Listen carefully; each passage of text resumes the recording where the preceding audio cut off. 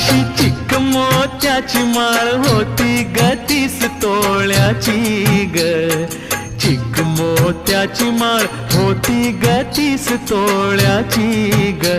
जसा गणपतीचा गोंडा चौरंगी लाल बावटा ग, गणपतीचा गोंडा चौरंगी लाल बावटा.